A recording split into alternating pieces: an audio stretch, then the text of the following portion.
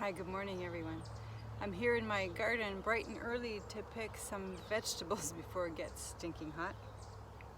I'm in a bit of a jungle, can you tell? It's been quite the year. I'm picking some bok choy. This is my bok choy. This is 3 plants. They're huge. And I want to talk to you about the health benefits of bok choy, because a lot of people, they think it's just for stir fries, but it is loaded with lots of good nutrients. It's low in calories, not that I care much about calories. It is low in carbs, has a fair amount of fiber, not like super high compared to other cabbages, but still high. Has lots of selenium, calcium, potassium, which selenium is really good for your immune system, antioxidant.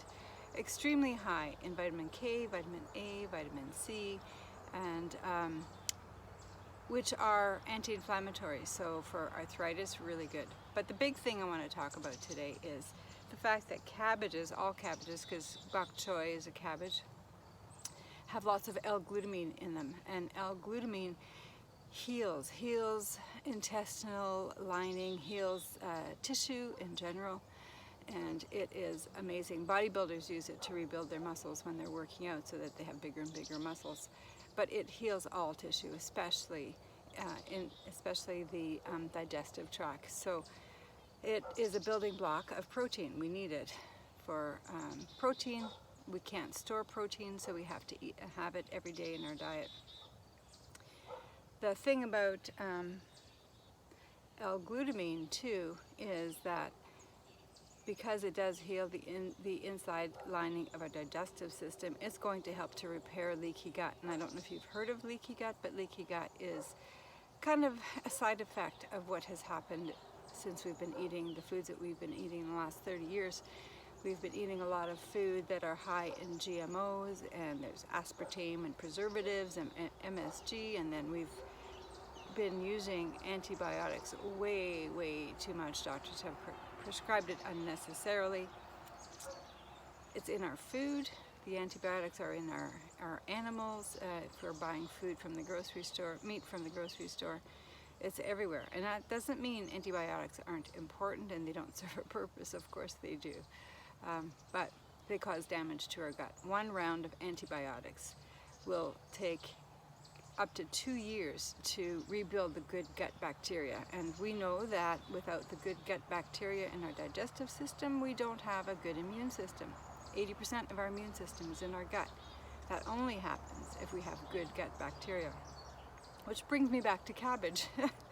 Today I'm picking bok choy, Chinese cabbage, and I'm gonna also pick probably some Swiss chard and some kale, and I'm gonna make some kind of a sauerkraut, but basically a fermented vegetable, and it is going to be loaded with good bacteria and L-glutamine, because the cabbage especially has lots of good bacteria in it. All vegetables have good bacteria on them, in them.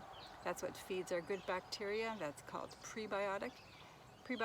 You don't need to buy them, just eat them. And I'm going to make like I said, a sauerkraut today. And I'm going to throw in a bit of garlic, and what else will I? Oh, probably some ginger for a little bit of bite. I'm going to add, not to mention its nutritional value, I will probably add, I'm going to add some carrots that I grew in my pots. Do you remember I grew carrots in a pot? And I'm going to add probably an apple. And I cheat. You add salt to accelerate the fermentation. But I'm also going to add a natural probiotic capsule that already has lots of different strains. So it's all going to multiply in the sauerkraut as it's aging. So that's my project for today. I'm going to add a link on how to make sauerkraut. The process is very easy, and even though I'm using different ingredients today, it's always the same. The process is always the same. So I'll add the link to my website that shows how to make sauerkraut. So that's it for me today. You have yourself a great day, and I'll talk to you soon again. Bye-bye.